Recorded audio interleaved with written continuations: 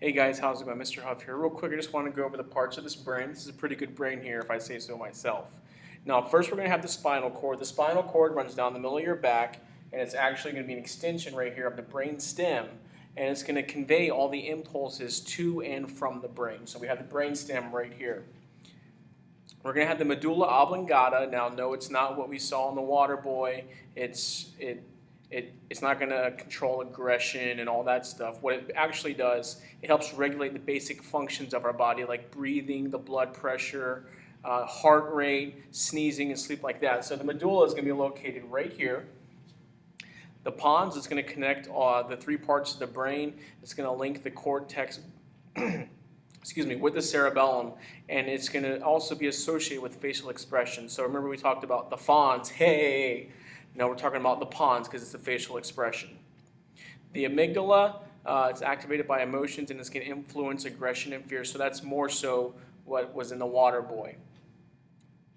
Now the thalamus, which is very important, it's associated with the sense, like all the senses except for the sense of smell. And it's going to relay sensory impulses to the cerebral cortex. The thalamus is going to be located right here. This is the thalamus right here.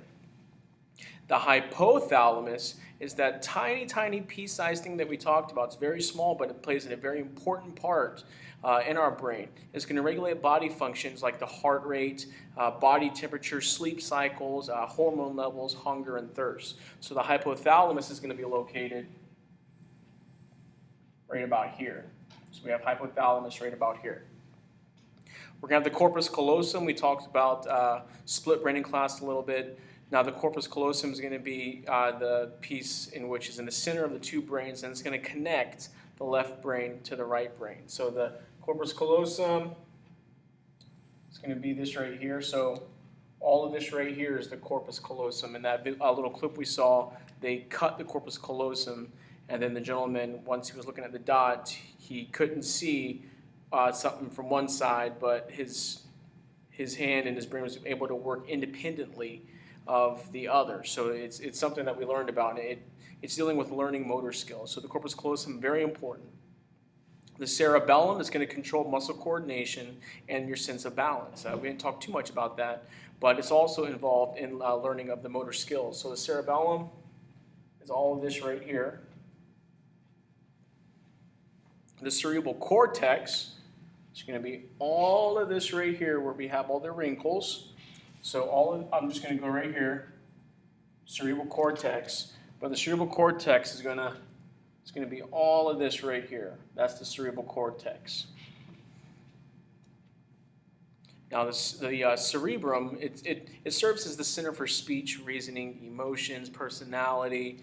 It's going to help interpret the sensory information and control the motor impulses. So the cerebrum is located right here. I didn't write this one up here. It's the top of the brain here. So this top part here is going to be the cerebrum. And guys, pretty much, those are the parts of the brain right there. We have the cerebral cortex. It's all of this right here. All of that cerebral cortex. These little wrinkles in the brain.